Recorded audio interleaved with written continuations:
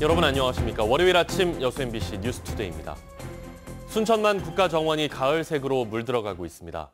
코로나19 영향으로 국가정원을 찾는 관광객은 크게 줄었지만 유료 관람객은 오히려 늘었습니다. 박민주 기자입니다. 순천만 국가정원 비오톱 습지, 핑크뮬리 군락이 정원과 어우러져 분홍빛으로 물들어가고 있습니다. 국가정원도 어느새 가을색으로 변했습니다. 고흐를 주제로 연출된 네덜란드 정원. 고흐 작품의 강렬한 색감을 가을의 꽃 국화로 정원에 표현해냈습니다.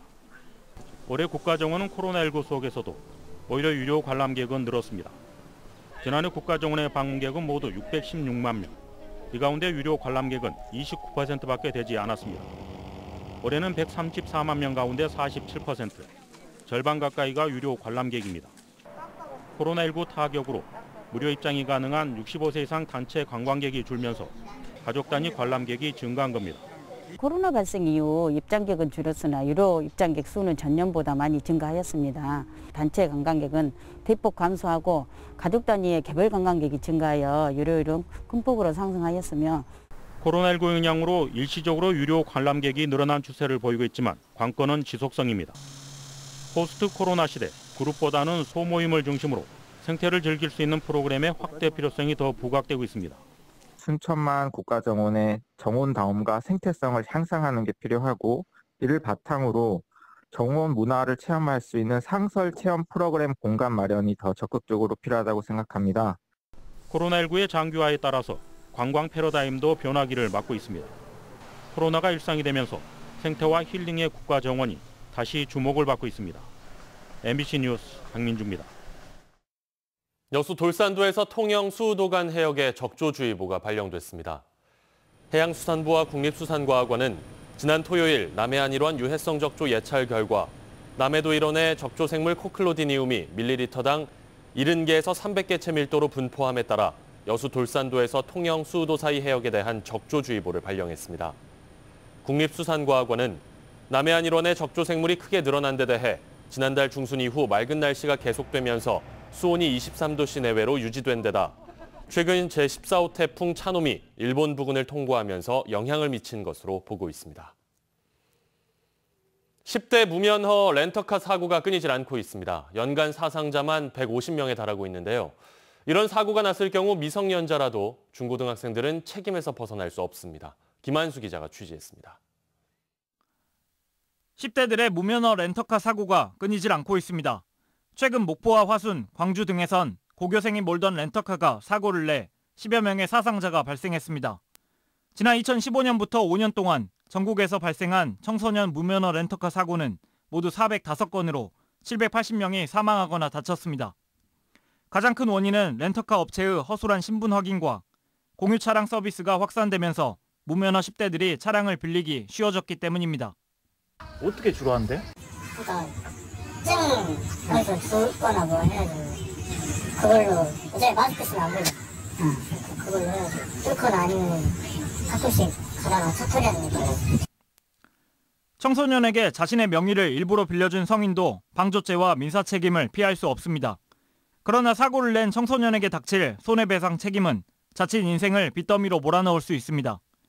피해자 측이 가해 운전자에게 민사적 책임을 요구할 수 있는 것은 치료비와 위자료, 일실소득 등 크게 3가지. 책임 능력이 없는 12세 미만의 운전자라면 보호자가 모두 책임져야 하지만 책임 능력이 인정되는 중고등학생의 경우는 조금 다릅니다. 고2나 고3이라고 하면 판례에 의할 때 책임 능력이 있다고 인정이 됩니다. 부모가 감독 의무자로서 책임을 다했는지, 주의 의무를 다했는지 여부가 쟁점이 될 것입니다. 부모가 보호자로서의 역할을 충분히 했다면 차량을 운전한 청소년이 직접 책임져야 한다는 겁니다. 위자료와 손해비 등 막대한 빚을 소득이 생길 때부터 갚아야 한다는 것인데 이게 끝이 아닙니다.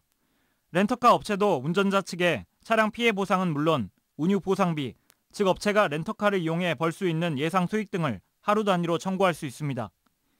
보험 처리가 차도 26세 미만이 되기 때문에 차차 처리도 안 되니까 이제 그 차는 내가 다시 차량을 구입하고 그쪽에다가 구상권 청구를 해야 됩니다.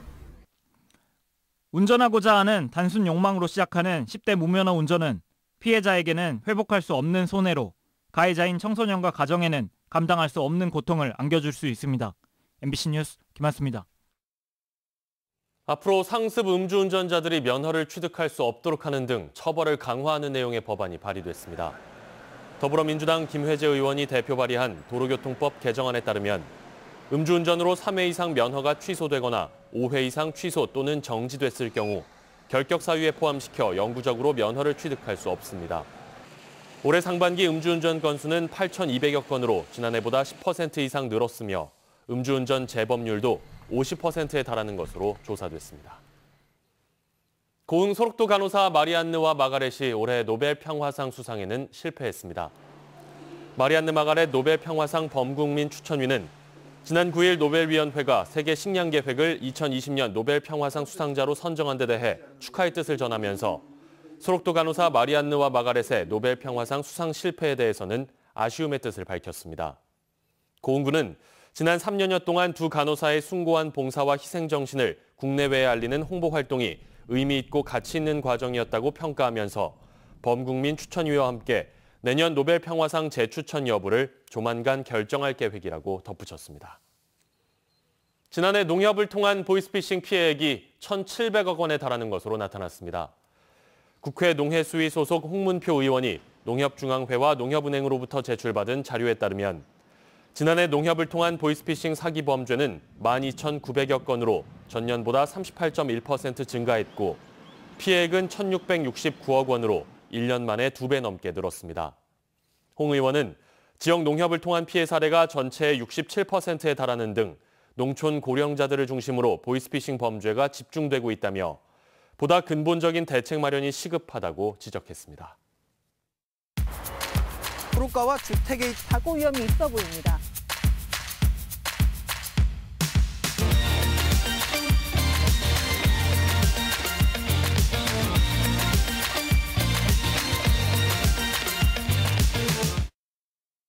코로나19 확산세가 진정되면서 광주시와 전라남도 방역당국도 오늘부터 사회적 거리두기 단계를 1단계로 낮췄습니다.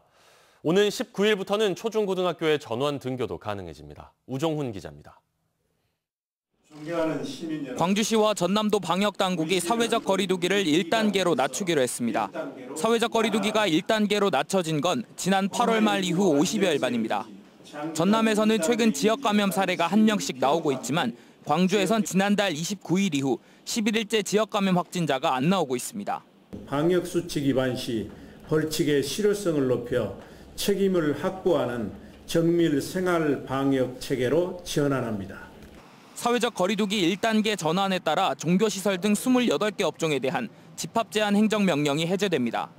집합 금지 대상이었던 동호회 실내 집단체육 활동도 가능해집니다. 단 유흥주점이나 콜라텍 등 정부가 지정한 고위험 시설 10개 업종에 대해서는 방역수칙을 의무화하는 집합 제한 조치가 유지됩니다. 광주FC나 기아타이거즈 등 프로스포츠의 관중 입장은 전체 관중석 30%까지 가능해지고 사회복지시설의 운영도 재개되는데 내부에서 식사는 허용되지 않습니다. 오는 19일부터는 초중 고등학교도 전원 등교가 가능해집니다. 교육청은 오전, 오후반 등 시간차를 두되 가급적 모든 학생들을 등교시켜 등교 제한으로 발생한 교육 격차를 최소화한다는 계획입니다. 교육 공동체의 합의에 따라서 이 3분의 2 등교를 좀 더 신축적이고 탄력적으로 운영할 수 있도록 추석 연휴 이후 우려한 만큼 지역 확산이 없어 1단계로 완화된 사회적 거리두기 단계. 또 다른 감염 확산을 막기 위해선 시민들 개개인의 방역수칙 준수가 더욱 중요해졌습니다. MBC 뉴스 우종훈입니다.